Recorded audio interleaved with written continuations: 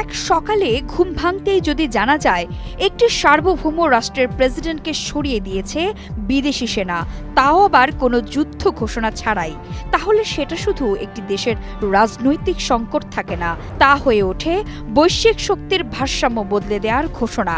ভেনেজুয়েলার president Nicolas মাদুরোর ক্ষমতাচ্যুত ঠিক তেমনই এক মুহূর্ত, যেখানে আন্তর্জাতিক আইন, আঞ্চলিক নিরাপত্তা এবং পরাশক্তির আধিপত্য এক ভয়ঙ্কর সংঘাতের মুখোমুখি হয়েছে। এটি কি মাদক দমন অভিযান, গণতন্ত্র রক্ষার প্রচেষ্টা, নাকি ট্রাম্প যুগের নতুন সাম্রাজ্যবাদী বাস্তবতা? এই প্রশ্নের উত্তর খুঁজতেই এখন তাকিয়ে আছে পুরো বিশ্ব। গত কয়েক মাস ধরেই মাদুরোর ওপর যুক্তরাষ্ট্রের চাপ ক্রমেই বাড়ছিল। অর্থনৈতিক নিষেধাজ্ঞা, কূটনৈতিক একঘরে করে রাখা এবং সামরিক মহড়ার মাধ্যমে।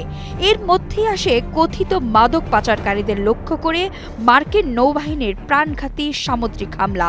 ট্রাম্প প্রশাসনের দাবি, ভেনেজুয়েলা হয়ে যুক্তরাষ্ট্রে অবৈধ মাদক ও অপরাধী অভিবাসীর প্রবেশ ঠেকাতেই এই কঠোর পদক্ষেপ। তবে এই ব্যাখ্যায় বিশ্ব সন্তুষ্ট নয়। 2003 সালের ইরাক আগ্রাসনের স্মৃতি নতুন করে উস্কে দিয়েছে অনেক প্রশ্ন।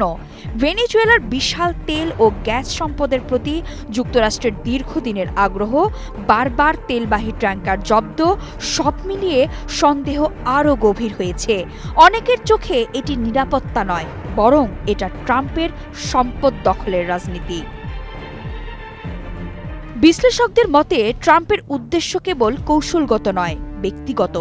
মাদুরোর সঙ্গে তার প্রকাশ্য শত্রুতা এবং 19 শতকের মনোরনীতিকে নতুনভাবে ফিরিয়ে আনার আকাঙ্ক্ষা, সব মিলিয়ে বোঝা যাচ্ছে পশ্চিম গোলার্ধে যুক্তরাষ্ট্রের নিরঙ্কুশ আধিপত্য প্রতিষ্ঠার প্রচেষ্টা স্পষ্ট।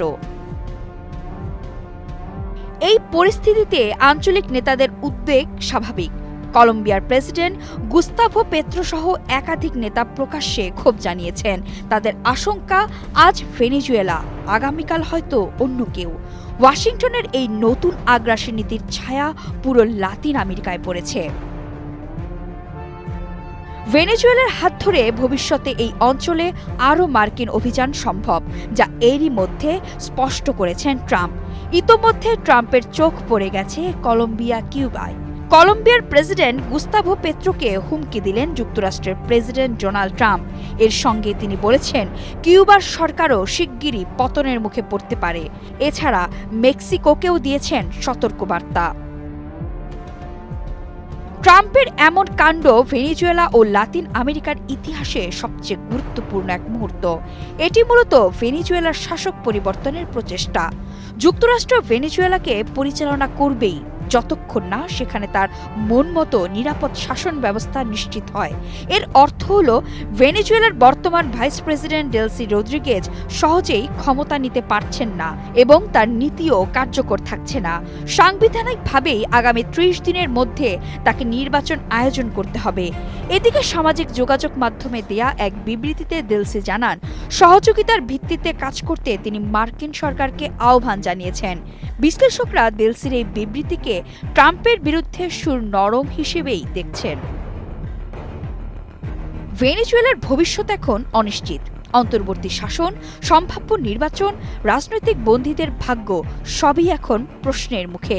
তবে একটি বিষয় স্পষ্ট, মাদুরোর পতন কেবল কারাকাসের ঘটনা নয়, যুক্তরাষ্ট্র তার প্রভাব বলয়ের প্রশ্নে আপোষহীন।